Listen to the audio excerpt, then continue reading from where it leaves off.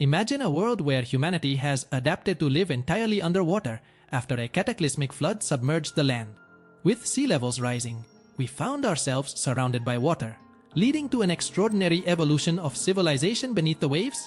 In this aquatic society, survival depends on skills honed over generations and fascinating adaptations that allow people to thrive amidst the waves.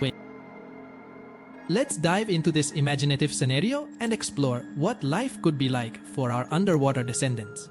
At the surface of this new world, early humans became adept at hunting and gathering in the rich coastal areas. They dined on seafood, bivalves, crustaceans, and the occasional larger catch like turtles and dolphins. Their tools were innovative, crafted from stones that made for great spears. As there was no longer solid ground, those who could swim and dive deep became the true innovators of their society. As the seas continued to rise, our ancestors transformed. They developed elongated bodies with larger lung capacities for efficient swimming. Imagine people who can dive deep to gather food or explore their underwater realm, their eyes adapting to the dim light of the ocean depths, perhaps even glowing to communicate with each other in the dark water. This isn't just some fairy tale. This is how evolution could spin its web in a world where we're surrounded by salty waves. Food, of course, had to come from creative sources. These underwater dwellers didn't sip on salt water, they harnessed rain and even dew collected on aquatic plants. Farming. Think seaweed fields and nurturing creatures like sea cows or sea horses for sustenance.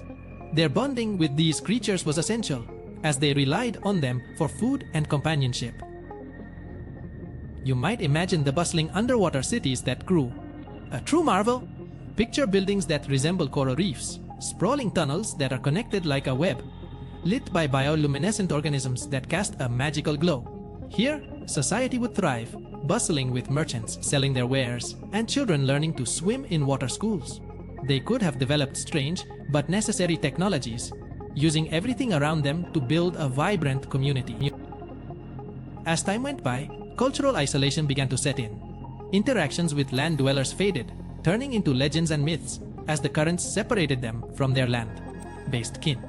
Aquatic people would have created unique customs, celebrating the harvest of sea creatures during the changing tides, sharing tales of mythical sea monsters or heroic figures who ventured into the depths. Their language, perhaps a mixture of elaborate hand signals and melodic sounds that resonated through water. A symphony of communication found beneath the surface. Challenges remained, of course.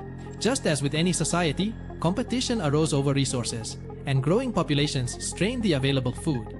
Some underwater dwellers adapted to this, forming alliances with powerful sea creatures, allowing for a more harmonious existence.